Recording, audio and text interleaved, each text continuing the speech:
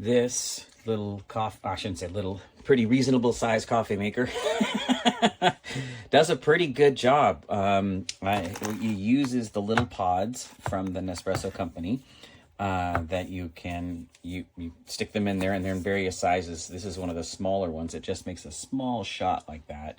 So you're going to get a very potent kind of coffee. I mean, it's going to be very, very strong espresso because it is a Nespresso machine. So I just did one in here just to show you the outcome, but let's go ahead and make one together. So when you open it up, you notice that coffee pod fell back in there in the little coffee pod holder, which is here on the side. So all the coffee pods drop in there. And then when you want to make another cup or shot, you stick it in. This is, again, a shot one. You stick it in here. This thing automatically determines what size you're using, and then it makes it appropriately. So it's going to know that this is a not so tall, so it's going to be less water. It's going to make it, a very strong shot. So when you go to close it, well, first of all, of course, you got to make sure you fill up your tank. I've got a little bit of water in there because I don't need it to be completely full. I'm going to go ahead and close it.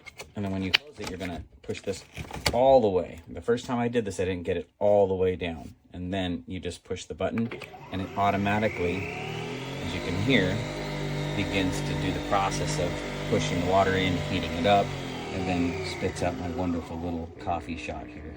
And here it comes.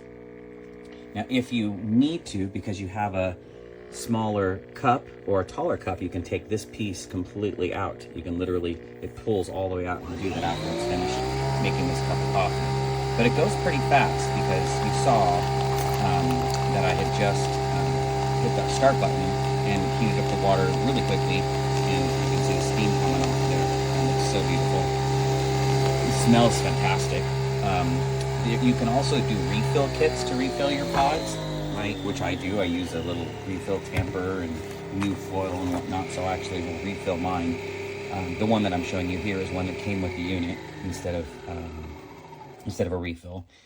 It tastes really good. I think that you could probably get better quality coffees, but that's debatable, I suppose.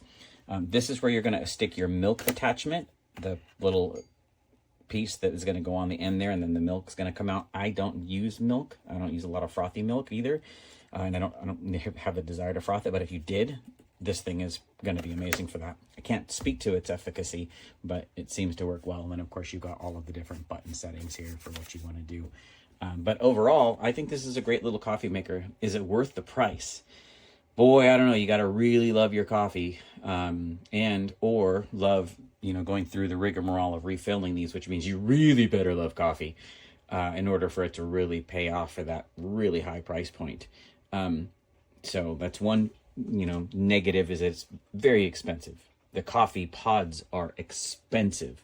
The unit itself is expensive. I mean, it's a thing. So, I mean, you don't get this unless you are an absolute coffee lover / freak like I am. I love coffee.